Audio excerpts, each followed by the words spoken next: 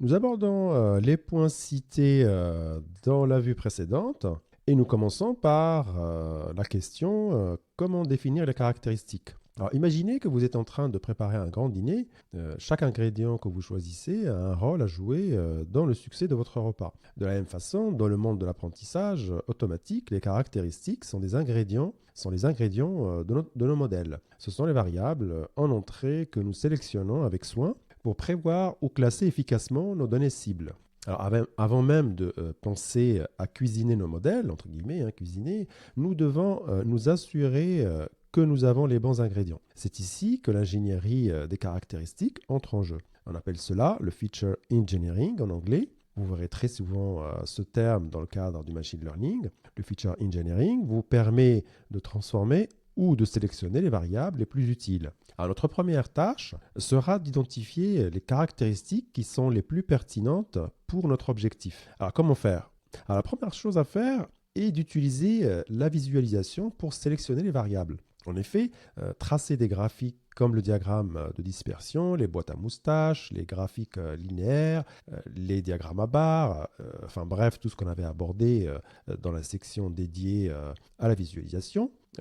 Ces graphiques peuvent aider à identifier les relations entre variables et avec la variable cible, ce qui va nous faciliter grandement la sélection des variables. Il y a aussi une autre technique qu'on peut utiliser pour sélectionner nos variables, c'est l'utilisation de la corrélation. Nous devons sélectionner les variables qui ont une forte relation, positive ou négative d'ailleurs, avec notre variable cible. Alors pour cela, on peut utiliser la corrélation de Pearson, qu'on a vu auparavant dans cette formation. C'est un peu comme lire les avis sur les ingrédients pour savoir lesquels vont le mieux ensemble. Alors, la corrélation de Pearson nous donne une mesure de l'association linéaire entre nos caractéristiques et notre variable cible. Si une caractéristique est fortement corrélée avec la cible, positivement ou négativement, cela signifie qu'elle pourrait être un bon prédicteur, un peu comme savoir que l'ail va bien avec les pâtes, par exemple. Alors, un point que j'aimerais souligner aussi, c'est que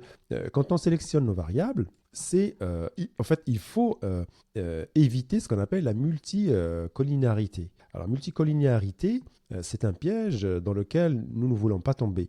Imagine que vous mettez trop d'ingrédients similaires dans votre plat. Non seulement ils ne vont pas tous se distinguer, mais ils pourraient aussi gâcher l'équilibre de votre recette. De la même façon, avoir des caractéristiques qui sont fortement corrélées entre elles peut rendre notre modèle confus, ce qui affecte sa capacité à apprendre correctement. Nous devons donc vérifier la corrélation entre nos caractéristiques sélectionnées pour nous assurer que nous ne doublons pas inutilement nos ingrédients. En fin de compte, bien que nous ne couvrirons pas toutes les méthodes de sélection des caractéristiques ici, comme les méthodes que j'indique ici, par filtrage, les méthodes wrapper, les méthodes intégrées ou incorporées, qui nécessitent une compréhension plus approfondie du domaine, il est important de comprendre l'importance de partir avec les bons ingrédients. Cela nous prépare à réussir dans la création de modèles précis et efficaces.